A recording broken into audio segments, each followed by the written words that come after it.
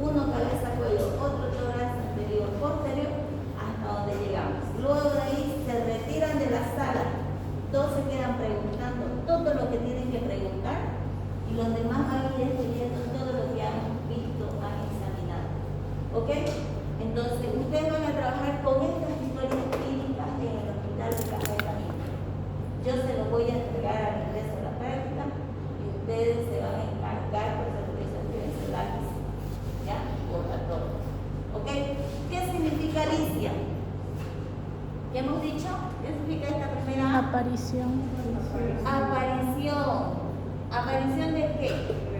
De la enfermedad. De los síntomas, de lo que nos dice el paciente. ¿Qué hemos dicho que es síntoma?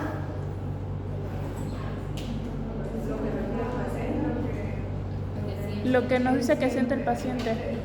Es lo que describe el paciente, es lo que él dice. Tengo fiebre. ¿Acaso lo vemos la fiebre? No, ¿no ven? ¿Qué será signo?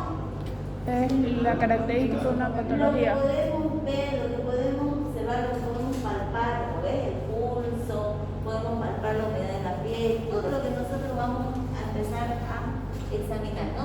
Entonces, la aparición, el tiempo del cuadro clínico, ¿ya? Eso es importante. ¿Cuánto tiempo, hace cuánto tiempo empezó la enfermedad o los síntomas del paciente? ¿Ok? Entonces ya les he dicho, aquí como les dice el paciente, aquí es una redacción que ustedes tienen que hacer. Tenemos ahora que usar nuestro, como antes escribían sus cartitas a Papá Noel, después fueron creciendo cartitas de amor, todas esas cosas, o el mejor amigo, la mejor amiga. Igualito, aquí en enfermedad actual vamos a escribir, vamos a empezar a redactar, ¿ya? Guiándonos siempre con lo que es la lista, para que no nos vayamos para aquí, para allá, ¿no? Ahora, aquí es importante que hemos dicho la terminología médica, ¿ya? No hay dolor de diente. ¿Qué será? Odontalgia. Ya, pero dolor dentario, ¿no? ¿En qué parte? Maxilar superior, maxilar inferior. No nos olvidemos que tenemos diente arriba y diente abajo, ¿no? ¿Sí? Odontalgia es como decía un diagnóstico, digamos. Odontalgia. ¿Ok? Aquí tenemos que guiarnos en esto. Ya hemos dicho la aparición, ¿sí? El cuadro clínico, el tiempo.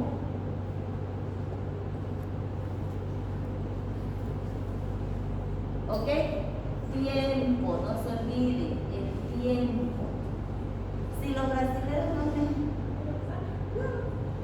brasileños no me entienden, díganme, doctora, no me entendí, si estoy hablando muy rápido, ¿ya? Ahora, ¿qué será la L? Localización. ¿Dónde se localiza la molestia del paciente? ¿Dónde? Me duele aquí, me duele la barriga, ¿no? En la región Ya bucal. hemos hecho en la anterior clase una práctica en la parte de enfermedad actual. Entonces, ponemos qué cosa, la localización. Si ella dice que vino con un dolor de muela y una hinchazón de cara, a ver, ¿cómo pondría? Y hace una semana me empezó a molestar, doctor, la muela de aquí abajo, que tengo una carie. Paciente acude, ¿no?, al consultorio, a la emergencia, no sé. Paciente acude a emergencia presentando, ¿qué cosa? Inflamación. Dolor, cuadro de más o menos una semana presentando dolor Dental en la región bucal. en mi cara derecha, en mi cara izquierda. En anatomía vamos a hacer. A ver. En mi cara izquierda, ya estamos en localización. En mi cara izquierda, ¿ok? Le voy a preguntar qué cosa al paciente. ¿Qué le voy a preguntar al paciente? ¿Cómo es su dolor? ¿No ve?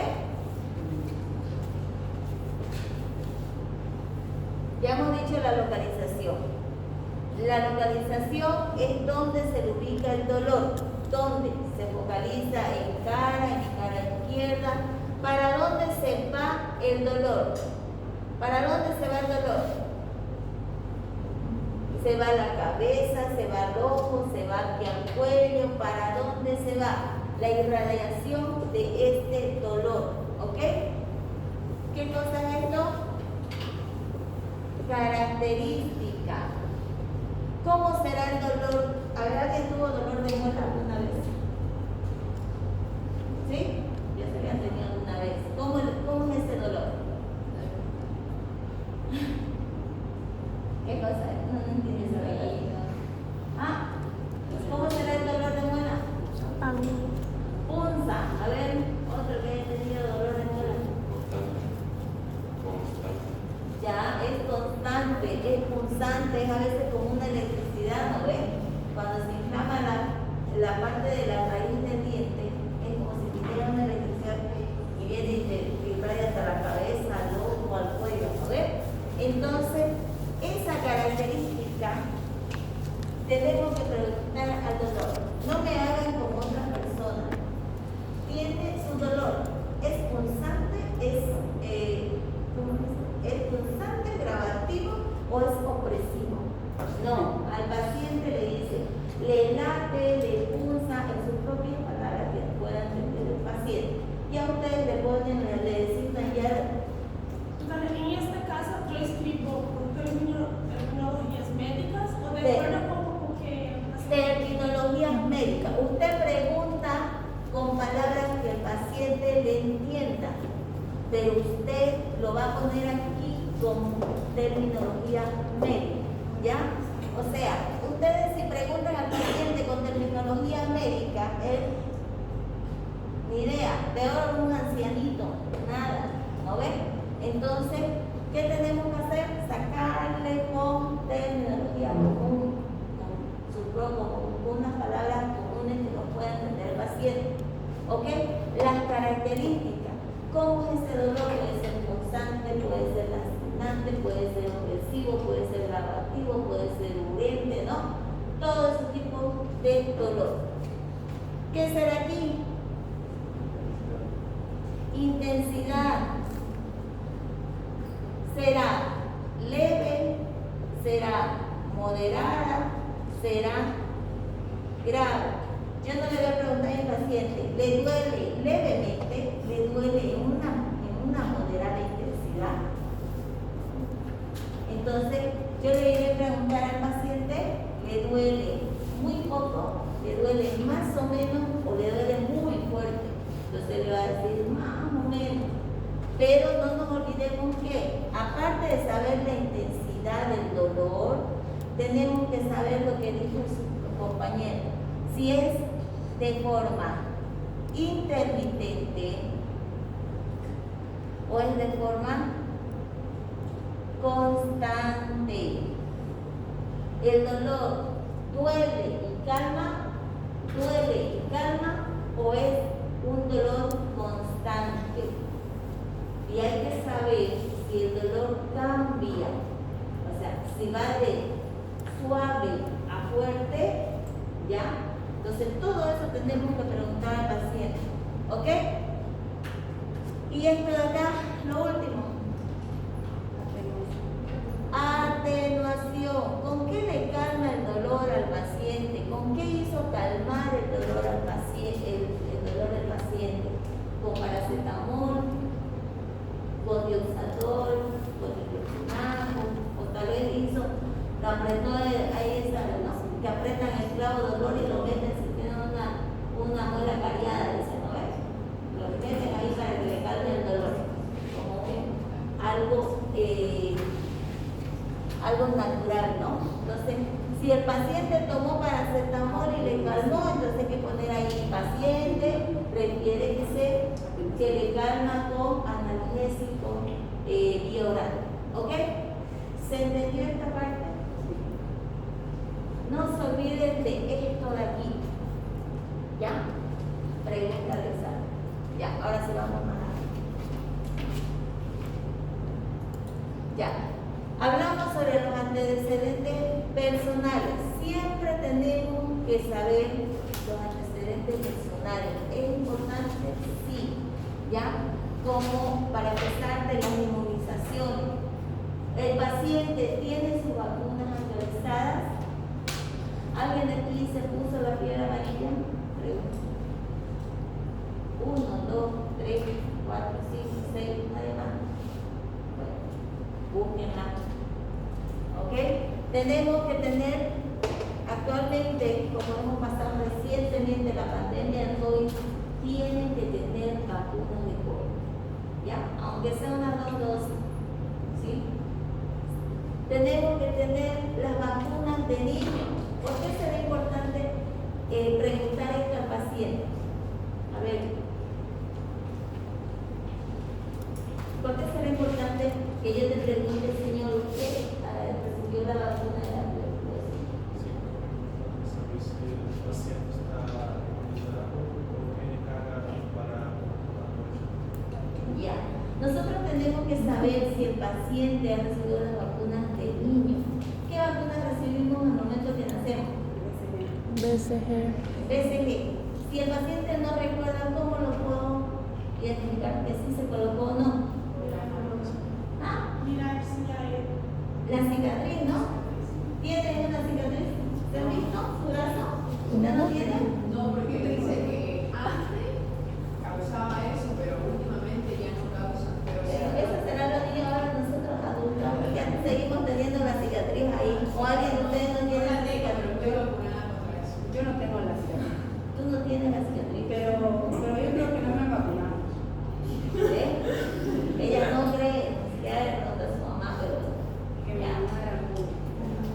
Ya, entonces eso es lo que nos interesa. No nos olvidemos que los niños, a ver, los niños a partir de los 5 años han recibido la vacuna de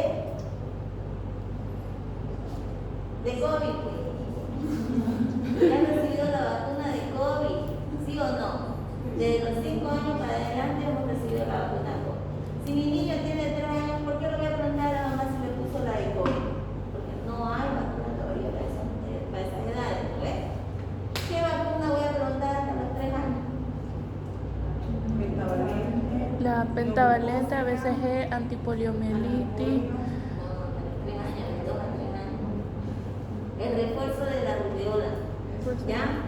La influenza.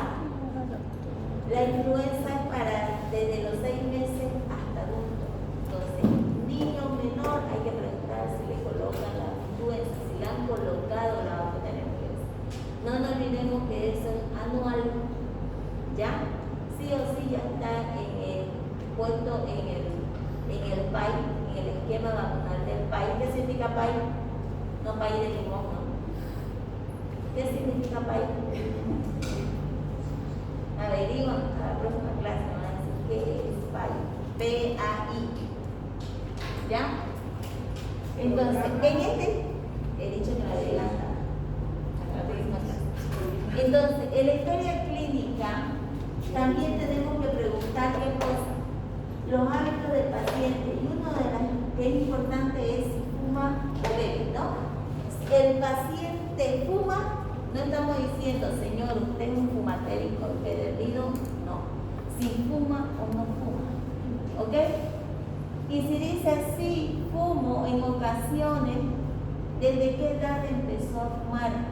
Desde los 15 años, desde los 17 años. A veces dice, no, pero yo solo pinté lo que ¿no es?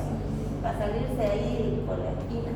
Entonces, todo eso tenemos que también implicar al paciente. Porque a veces el paciente, ustedes le dicen y dicen, se siente medio ahí entre la espalda y la pared y como diciéndole, usted es borracho ahí. No. Nosotros tenemos que aclararle a él si alguna vez o desde qué edad consumió bebidas alcohólicas. ¿Por qué será importante? Yo sé que ustedes pues han desayunado. A ver, los nuevitos ya. ¿Por qué será importante? Pequeña, ya que estás con lentecito, siéntate bien, mamacita. Gracias. ¿Ah? Porque algunos pacientes, por ejemplo, no dicen, yo veo cosas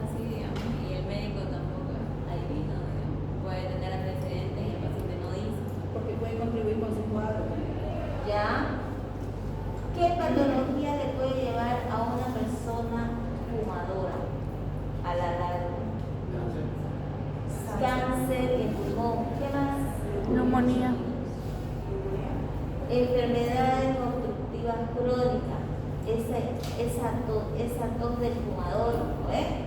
Empiezan a tener como crisis de asma, ¿ok? ¿Qué más? Tuberculosis. Ya puede, con la misma lesión al pulmón pueden ser propensos a padecer tuberculosis, así que no sé. Cirrosis. ¿Ah? Pero el alcohol. No, tabaco. ¿Ah? Cuando un pulmón se daña, puede llegar a ser fibrosis pulmonares y a la larga ese paciente puede llegar a estar conectado al oxígeno. ¿Sí? Entonces, por eso es importante saber si fuma o no fuma, si consume tabaco o no consume tabaco. Tampoco te va a decir, consume tabaco, aquí van a pensar que ustedes están diciendo si fuma poro, eso es grande, ¿no ves? Me explica. Y el tiempo, desde qué edad, si dice los 15 años, pues hasta tal edad de fumado, que se ponen aquí el tiempo. Alcohol, consume bebidas alcohólicas. ¿En qué? Diario, solo en ocasiones, ¿cómo? Tienen que preguntarle al paciente. No le estoy diciendo si se emborracha o no se emborracha, si es borracho o no. ¿Ok? Y también tenemos que saber el tiempo de consumo de bebidas alcohólicas. Imagínense que un jovencito empiece a beber desde los 14 años. Podemos estar pensando en una cirrosis hepática ya en el adulto, ¿no? ¿Sí? Ok. Antecedentes personales patológicos. Aquí hemos dicho que vamos a preguntar al paciente las enfermedades de infancia, las enfermedades de la adolescencia, las enfermedades en el adulto. ¿Qué enfermedades de infancia podríamos poner acá? A ver. Como catapora. ¿Ah? Algo como catapora, sí. Varicela. ¿Varicela? ¿Eso me dice? Creo que es así. Es que no sé portugués.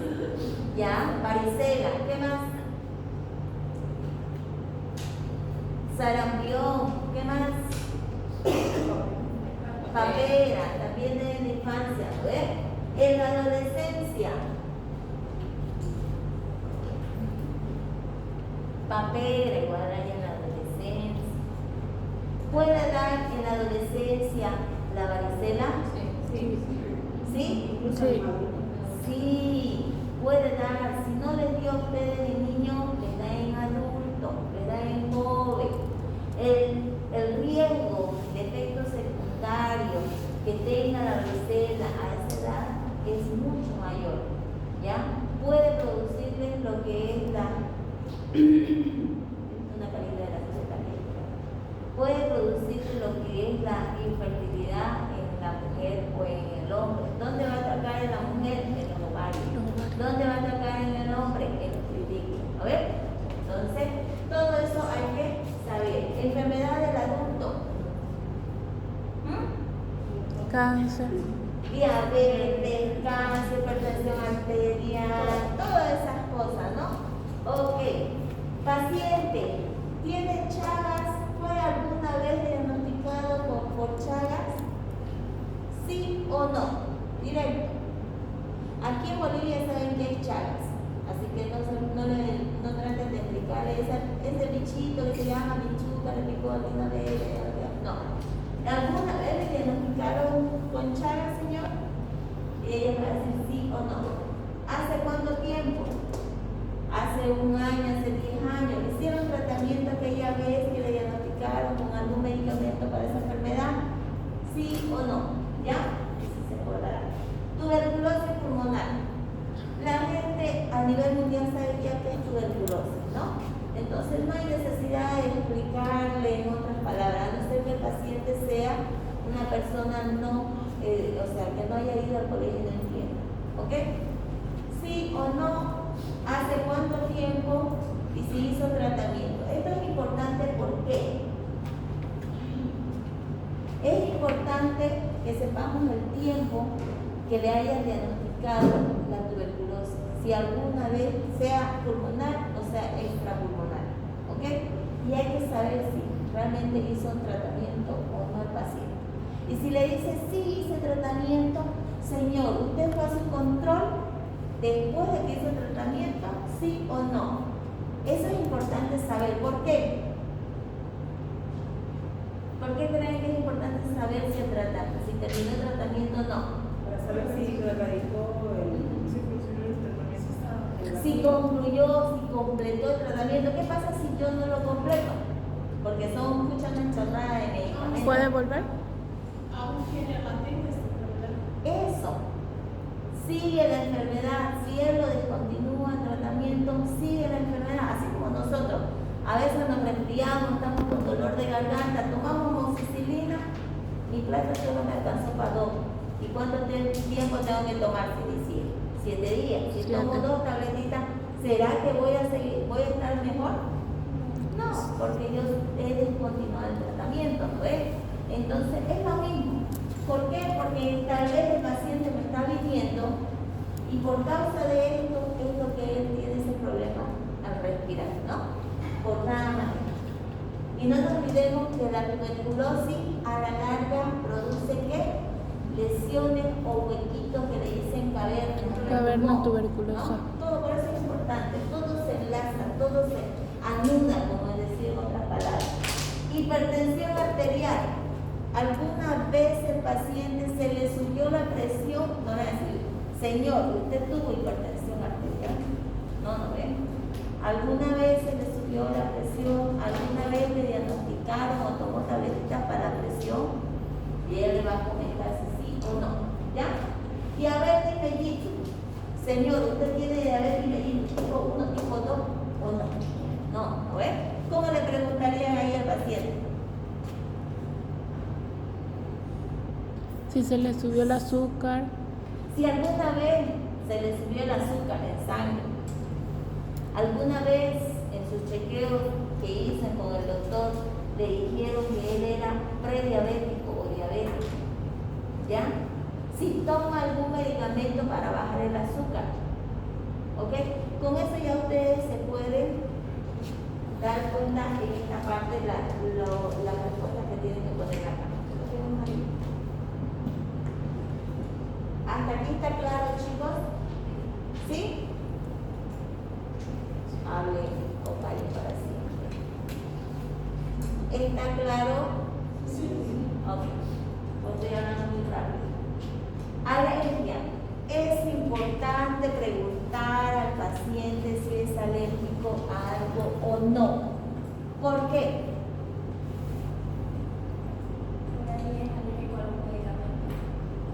Porque nos va a hacer ¿qué cosa? Una reacción alérgica a cualquier medicamento y se nos va a terapia en vez de irse a la sala de internación o irse a la casa, ¿no? Por ejemplo, la penicilina, ¿no? El Priapen, el Termocil, que esos son penicilinas, algunos pacientes no saben. Es importante ustedes como médicos, cualquier antibiótico o medicamento que den, pregunten al paciente si alguna vez ya lo tomó, como Viatin o como Sertal, o sea, ustedes tienen que preguntarle, porque a veces agarran y dicen, ¿usted alguna vez le pincharon para la fiebre? No sé. ¿Alguna vez le colocaron penicilina? No sé si soy alérgico. La penicilina es el Priapen, el Termocil, el Bentiden. Ah, sí, ya me colocaron, ¿no? Entonces, ellos lo conocen como otro nombre, pero nosotros en el hospital de la Caja de Camino y en otros hospitales, ustedes tienen que basarse en nombre genérico, ¿ya? ¿Por qué? Porque todas las cajas, a lo menos la Caja Nacional de Petrolera y de Camino, tienen un mismo vademécum a nivel nacional y todos con nombre genérico, ¿ya? ¿Ok? Muy bien. Es importante preguntar si es alérgico a medicamentos o alguna otra cosa, sí o no. Y si le dice, mire, yo soy alérgica al cambio de clima, ponen ahí.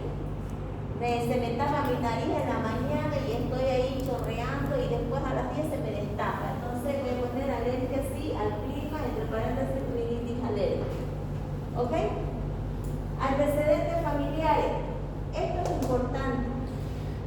Aquí hay que poner que si el padre vive, si está muerto, si vive, si tiene alguna patología, si murió, ¿por qué murió? ¿Ok? Tenemos que saber eso. La mamá vive, no vive y las patologías que tenga la madre. Por ahí le dicen, mire, yo no sé, pero viven ellos. No sé si están enfermos, no sé qué enfermedades tienen. Muy bien, padre vivo, aparentemente sano. O si murió, no sabe el paciente de qué murió, padre fallecido, no refiere la causa. ¿Ok? Ahí se termina todo. Aquí, hermanos. ¿Cuántos hermanos tiene el paciente? 1, 2, 3, 5, 10, no sé. ¿Ok? Ponen aquí el número. ¿Todos viven? ¿Sí o no? Viven. Ok. ¿Todos están sanos? ¿Hay algunos de sus hermanos que son enfermos? Entonces va a decir, no, todos sanitos. Excelente. Hijos. ¿Tiene hijos el paciente? ¿Sí o no? ¿Cuántos hijos tiene? Y si estos hijos viven. ¿Tiene esposa? ¿Será importante saber si la paciente o el paciente tiene esposo o esposa? Sí. ¿No? ¿Por qué? Porque algunos llegan a la emergencia con un dolor de barriga, pero es por estrés, ¿no? Y no es infeccioso.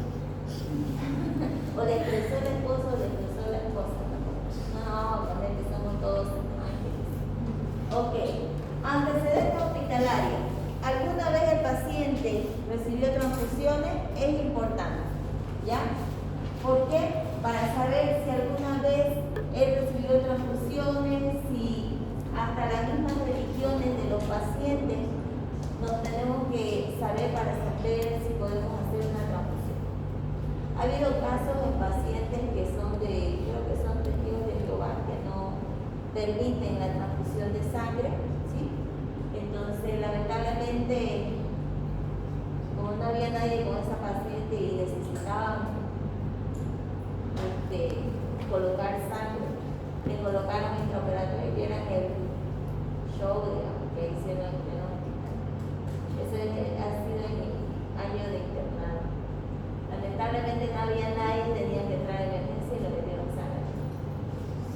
O salvaban la vida hasta esperar a alguien que venga, ya la paciente fallecía, ¿no? Clínico. Aquí no se olviden, dice motivo, ni para que se pierdan en esta historia clínica, es lo más entendible que puede haber. Si recibió transfusión, ¿por qué motivo le transfundieron? ¿Por qué motivo le pusieron la sangre? ¿Ok? Puede ser por una anemia, puede ser que haya tenido una hemorragia digestiva, ¿no? Entonces, eso es importante saber. Clínico, ¿alguna vez el paciente se internó por alguna patología? Cuando hablamos clínico puede ser por una gastroenteritis, por una salmonelosis, por una neumonía, es clínico, ¿ok? Quirúrgico, si alguna vez se internó para alguna cirugía, cesárea, apendicectomía, colecistectomía, ¿no? Traumatológico, ¿con qué le refiero con traumatológico? Un TEC, un trauma de tórax, una fractura de costilla. Cuando me dicen los traumatólogos, yo solo veo pacientes rotos en los traumatólogos, solo con fracturas, nada de golpecitos, ¿no? Entonces, traumatológico, fracturas, ¿ok? O TEC. Antecedentes psicosociales.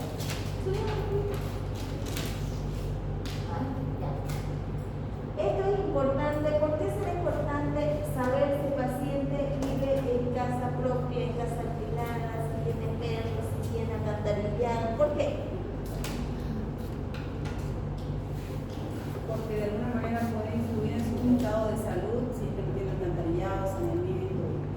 Si ese paciente en el lugar por donde vive no tiene alcantarillado, sí va a influir en la calidad de salud que tenga el paciente. En ese momento puede ser relacionado a su patología, sí, ¿no? Entonces, esto de aquí es lo más entendible. O sea, la historia clínica de la caja pucha, tengo que escribir harto, ¿no? Entonces, esto es solamente marcar si tiene agua, si tiene luz en el lugar donde vive, si vive en alquiler, si vive en su casa, si la casa donde vive él es propia o no, cuántos viven con ellos, cuántos cuartos tienen, cuántos viven ahí mismo en la casa, habitados por, dice, cuántas personas, el número, porque también el hacinamiento hace de que hay enfermedades, ¿no? A lo menos en la parte de la periferia hay harto, por ejemplo, no me puedo, hay departamentos con 2 o 3 cuartos, ¿ves? En sí no están todos apretados, pero si ella se resfría y tiene 2 compañeros más que viven en ese departamento, ¿será que los demás se van a resfriar? Eso Sí, sí. porque el departamento no es pues abierto y a ella no la van a aislar o los otros se van a ir a otro departamento, pues sí o sí van a caer ellos todos. Si ella tiene COVID, los otros no van a tener COVID, ¿ok? Entonces, por eso es importante saber, ¿ok? Mascota, ¿por qué será importante poner si tiene perrito, lorito? Para saber si tiene alguna enfermedad o leishmaniasis. Ya, otra cosa, ¿ves? Lo más importante. ¿Ah? Alergia, ¿no? La mayoría tiene alergia. Si viene el paciente y cada vez lo mismo, ¿tiene mascota o no? Puede ser que sea alérgico al pelo del gato, del perro, ¿no? O las parasitosis, ¿no? Es bonito tener mascotas, nadie dice que no. Mientras tenga la posibilidad de darle también buena calidad de vida a ese perrito o gatito, lo que ustedes tengan, pues ténganlo, pero cuídenlo. No le dejen salir a para los perros. Más arriba. Ok. Anamnesis por sistemas. La anamnesis por sistema, como ustedes lo ven ahí, dice sistema nervioso central. Alguna patología que el paciente haya tenido en el sistema nervioso central. Por ejemplo, accidentes cerebrovasculares, tumores, ¿ok? Sistema respiratorio. Alguna patología o alguna enfermedad que haya producido en el sistema respiratorio. Neumonías, tuberculosis, cáncer de pulmón, todas esas patologías, directamente con el sistema.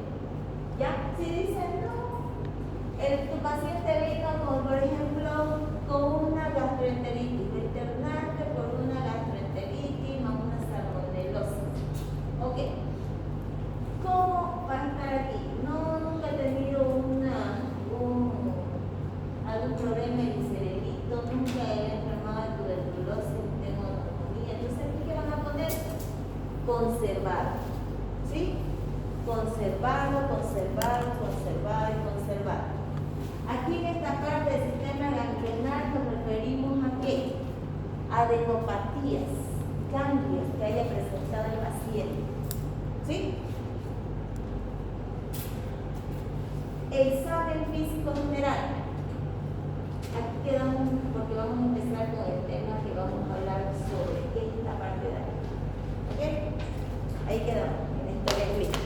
Para que lo entiendan mejor y después van a decir ustedes, ahí tengo que poner tal cosa.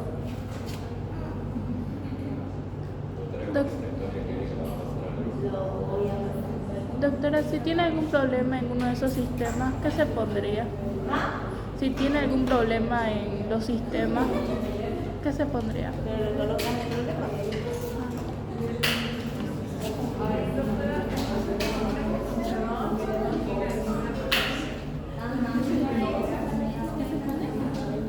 La patología. Ok.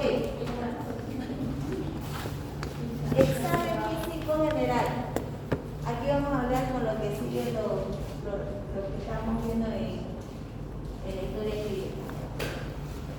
Hemos hablado en la primera clase, el segundo tema, que es la técnica semiológica. hemos hablado sobre cómo tiene que ser el espacio. No se preocupen, yo voy a mandar la verdad. Más chiquitita la vez no puedo haberlo hecho. Hemos hablado de que el espacio físico tiene que ser ¿qué? Clara, ¿no? Tiene que ser con paredes blancas, con luces blancas. El consultorio de emergencia no puede estar oscura cuando tengamos un paciente. ¿Sí? Entonces, la organización y la limpieza del consultorio o donde atendamos al paciente tiene que estar limpio, ¿no? No podemos estar atendiendo a un paciente en una camilla sucia, ¿ok? Eso tenemos que tomar en cuenta. Precauciones, aquí, guante. No generalmente, no en todos los pacientes necesitamos usar guante. ¿Cuándo vamos a necesitar guante? Vamos a estar en contacto con la sangre, con la orina. Si es que el paciente va a estar con una herida, sí o sí tenemos que tener guante. Pero si el paciente me viene por un resfriado, ¿qué tengo que poner? Barbijo, ¿no? O esas máscaras faciales, pero ya casi nadie lo usa, ¿no? Acá menos. Entonces, guante, barbijo, máscara facial, ropa adecuada para la área donde nos encontremos. Por ejemplo, un paciente que venga con un trauma en el brazo, realmente una herida de aquí para acá, yo no puedo ir con mi pijamita, con mi jarito, con mi manilla a atenderlo, ¿no ven? Ese rato, si estoy viendo que el paciente está sangrando y tengo que empezar a suturar o hacer algo, ¿qué tengo que poner? Una bata de seguridad. ¿Quién te lo da? La enfermera.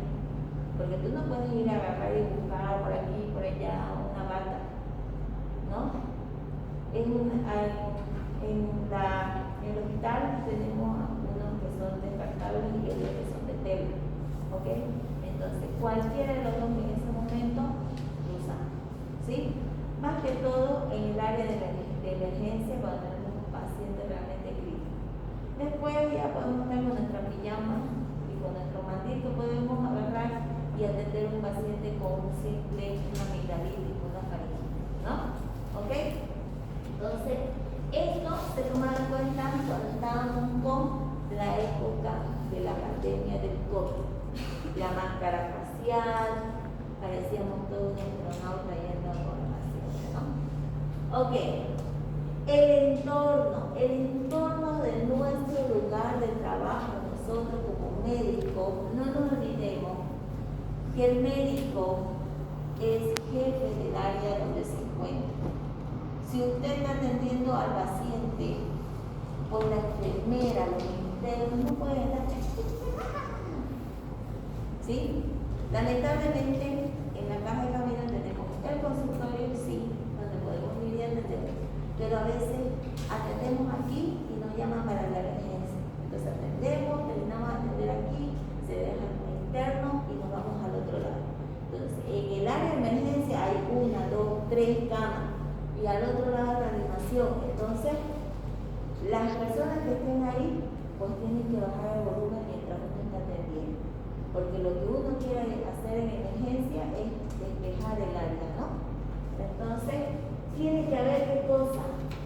Esto de acá, intimidad con el paciente. O sea, el lugar donde ustedes van a estar con el paciente, generalmente en consultorio, no puede haber el director, no puede ver la auxiliar, no puede haber la señora que es tu amiga, ¿no? Entonces, tiene que estar solamente el personal médico, ¿ya? Ruido, no puede haber mucho ruido en el lugar donde tú estás atendiendo. ¿Por qué? Porque tú tienes que auscultar y si hay ruido no vas a poder auscultar bien al paciente, ¿ok? Temperatura adecuada del consultorio. No puede estar con un aire a full, aunque haga calor. Imagínate tu paciente viene con 39 grados y está con el calor y vos a full de aire.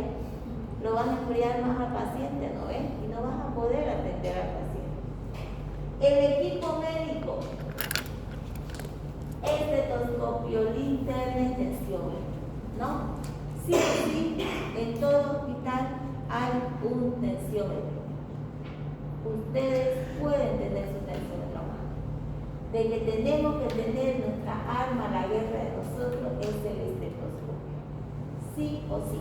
Porque la linterna, cuando tú seas médico, la linterna, el tensiómetro, pues va a haber en el hospital donde tú vayas. Pero el tensiómetro es tu arma a la guerra.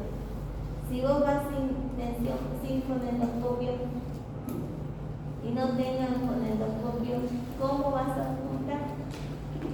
A ver, entonces a veces les digo a los chicos, ya empiezo a apuntar, voy a traer el estetoscopio, doctora, y salen del consultorio.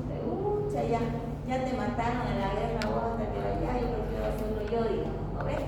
Entonces tienes que tenerlo en el cuello colgado o en su riñonera, lo que es el estetoscopio. Preparación física del paciente o al cliente. Actualmente ya no se le dice paciente, en algunas instituciones se dice cliente, ¿no? O sea, nos referimos a qué? Que primero tú tienes que ganarte la confianza de tu paciente.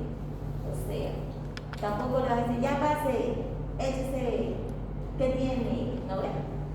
¿Qué es lo que van a decir primero ustedes cuando pase el paciente?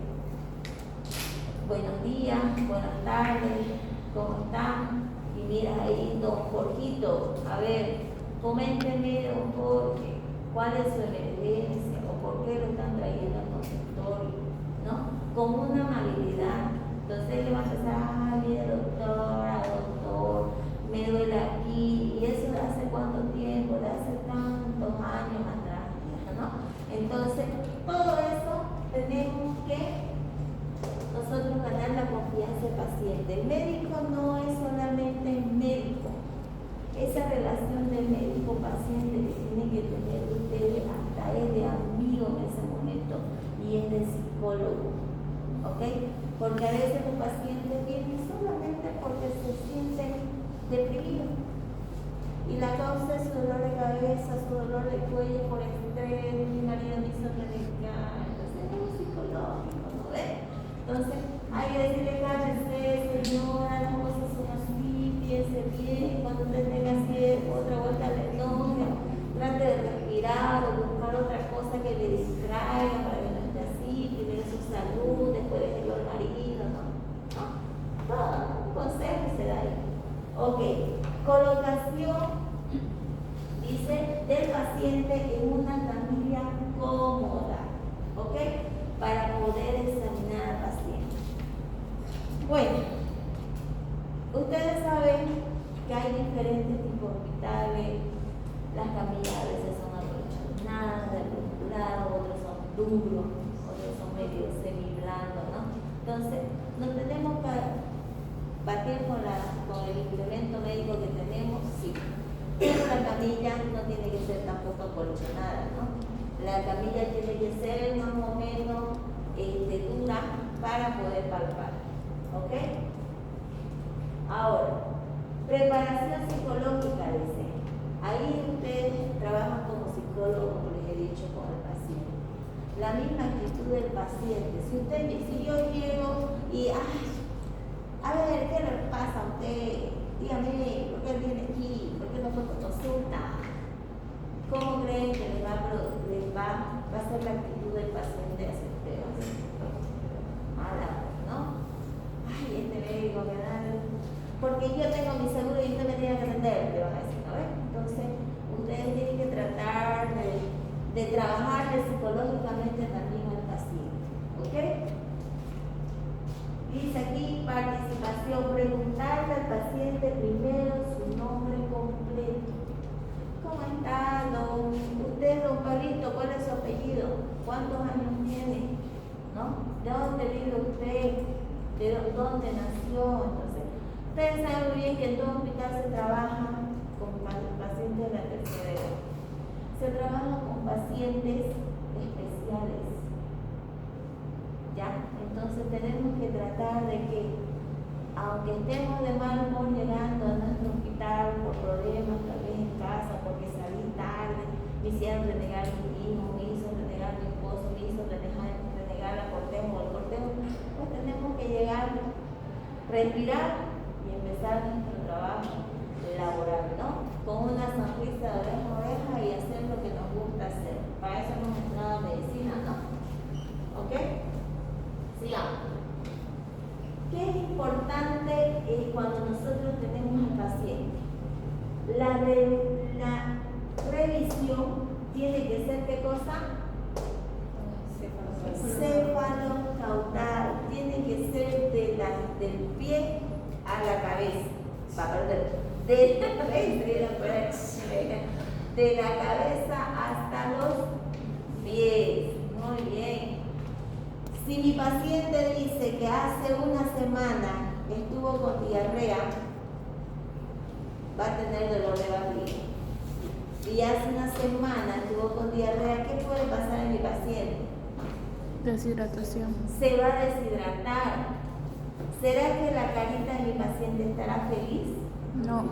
No, va a tener unos rasgos, ¿no? Todo paciente que esté deshidratado tiene unos rasgos. ¿Qué voy a poder encontrar en el paciente? Palidez. Hundido, Palidez. ¿qué más? Mucosa seca. Mucosa seca, ¿no? Entonces, ¿hasta qué hora tenemos? Entonces, tenemos que ver desde la cabeza hasta los pies, ¿no? Porque en cualquier patología nosotros podemos ver alguna característica en la misma carita, en la misma fase del paciente, ¿ok? No nos olvidemos. Yo me acuerdo que, y eso de ahí no nos decía en la parte teórica, pero el internado tenía un ayudante de cardiología que era su adscrito del cardiólogo internado. Cuando teníamos que presentar al paciente, hacía así, nos encontraba su muñequito, porque decía desde la cabeza hasta los pies, de la cabeza hasta los pies, mostraba su muñeco para que nosotros no nos despistemos por otro lado, ¿no? Entonces no nos olvidemos que tenemos que siempre revisar desde la cabeza hasta los pies, ¿ya? A no ser que esté, pues bueno, un paciente que venga solamente por un muñero. ¿Será importante que la revisión de la cabeza hasta los pies por un muñero? No. No, porque no le va a producir ningún tipo de malestar, ¿no ve? No va a tener la garganta inflamada por un muñero. ¿Saben qué es muñero? Sí. Yo fui preguntándose. Ok. El médico siempre debe colocarse al lado derecho del paciente. ¿Ok? No se olviden eso. El médico tiene que ponerse al lado derecho del paciente para hacer el examen físico. A no ser que su paciente esté en observación o esté en reanimación.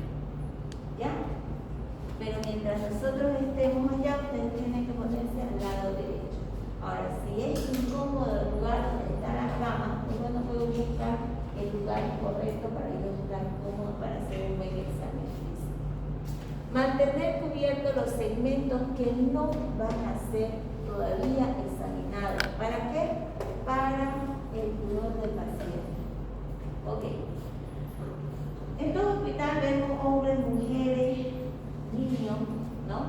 Entonces, mientras voy a ir revisando la parte de tórax, en un hombre fácilmente se puede agarrar, abrir la camisa y se puede examinar bien el tórax, ¿sí? En una mujer no, ¿ok? Pero para poder tener pudor, a veces nosotros agarramos el estetoscopio y ponemos por debajo de la blusa, pero pidiendo, comentándole, explicándole a la paciente que voy a hacer voy a escuchar su corazón, señora, voy a meter este aparatito de aquí debajo de su blusa, ¿ok? Porque tampoco la podemos desvestir, ¿lo ves? ¿Ok? Entonces tenemos que explicar en ese momento al paciente lo que le vamos a hacer, para que la paciente no diga, ay, este doctor me quiere tapar todo, ¿ves? Entonces, ojo, cuando ustedes examinen una paciente paciente mujer, y también dado que en caso contrario, que las mujeres tengan que examinar un varón, ¿ya? Y tengan que examinar más que todo las partes genitales, estén con una persona, los hombres con una compañera, con una doctora o la enfermera del lugar de trabajo.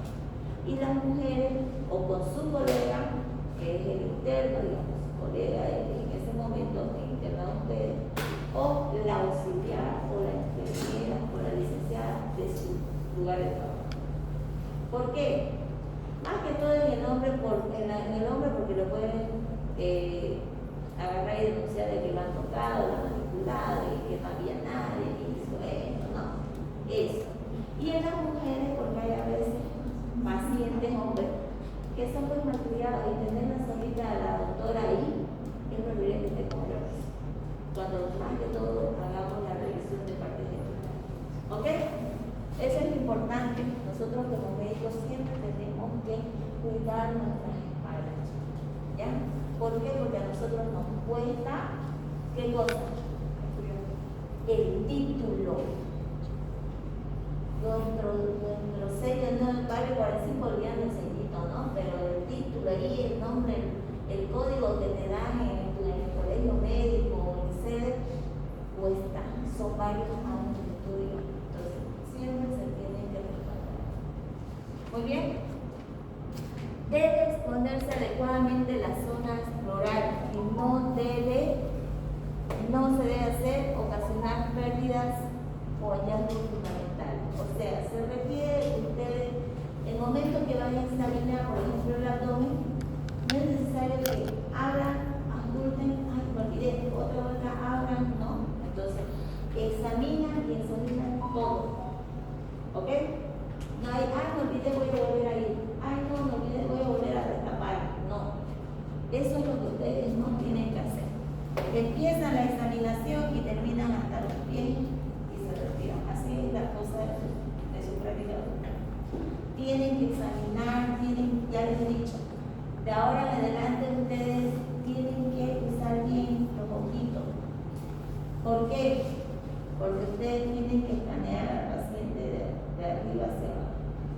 Ahora ya, antes usábamos para mirar un chico simpático, una chica simpática, ¿no? Ahora tenemos que escanear al paciente de arriba hacia abajo. ¿Ok? Es importante y recomendable examinar siempre al lado de un colega o personal de salud, enfermera, tanto el paciente masculino como femenino. ¿Ok? Pónganse eso en su cabeza. Siguiente. El examen físico general del paciente va a ser la posición, la postura, la actitud, la facie, ¿ya? El estado de conciencia y la marcha del paciente. Todo esto de aquí yo lo voy a ver cuando ingrese mi paciente. Porque si mi paciente ingresa así, ya estoy evaluando que tiene una marcha media patológica, ¿no? Si mi paciente llega a mi emergencia desmayado, ya estoy evaluando qué cosa, el estado de conciencia. Si mi paciente viene con una cara amarilla, ya es una fase histérica, ¿no ves?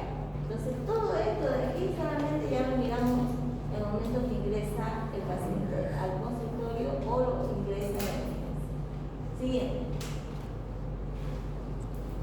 Pregunta examen. ¿Qué será actitud? La actitud va a ser la posición o la postura que va a adoptar mi paciente en el momento de la patología, en el momento de la enfermedad.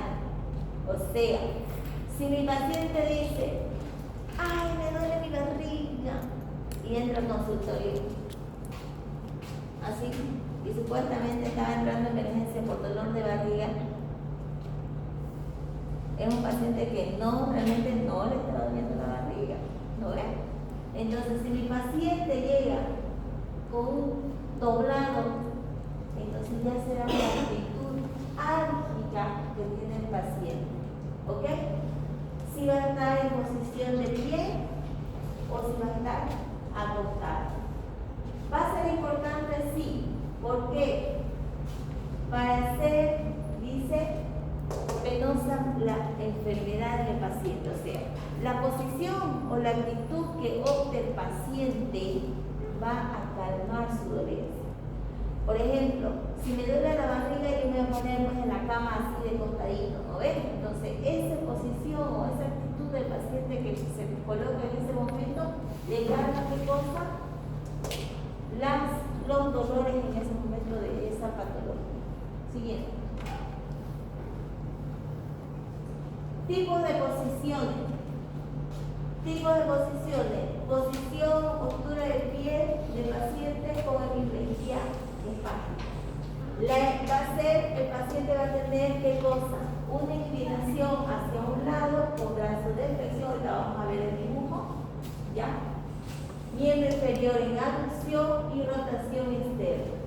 La posición antiárquica o antiárquica, más que todo el paciente se va a colocar en esa posición para calmar ¿qué cosa? El dolor que presenta en ese momento.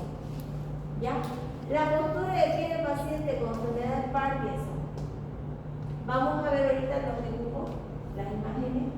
El paciente de Parkinson presenta una rigidez, ¿ya?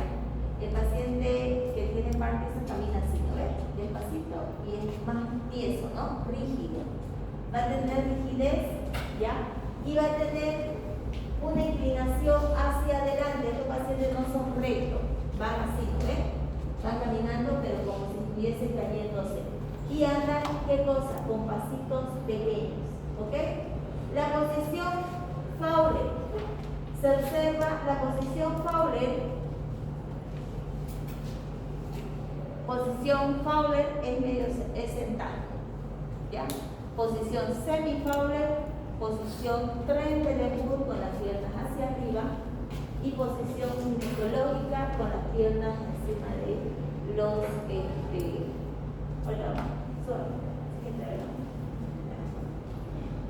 entonces, esta es la posición del paciente con Parkinson. Esta es la de hemiplegia que dijimos, la rotación interna del miembro inferior y la flexión del brazo. Entonces el paciente va a caminar así, ¿sí? Y hacia adelante. Mientras que el paciente con Parkinson va a tener esa rigidez y va a caminar como hacia adelante, con pasitos cortos. Siguiente. Esta es la posición antiárquica que el paciente opta para calmar su dolencia en ese momento. Posición semi-Fowler, posición Fowler en pacientes cardiópatas, porque no pueden estar echados. Posición tren de Lemur con los pies hacia arriba. ¿Para qué lo usamos los pacientes con hipotensión? ¿Ok? Y posición ginecológica, donde se coloca la posición más que todo para la paciente ginecológica, ¿no? Con las piernas, con los miembros inferiores sobre las piernas. Entonces, cuando yo ingreso a mi emergencia, me dice, doctora, tiene un paciente en emergencia, la actitud antiárquica, la posición semi-Fowler. Entonces, tengo que valorar así un delito. Siguiente. La actitud de cúbito dorsal.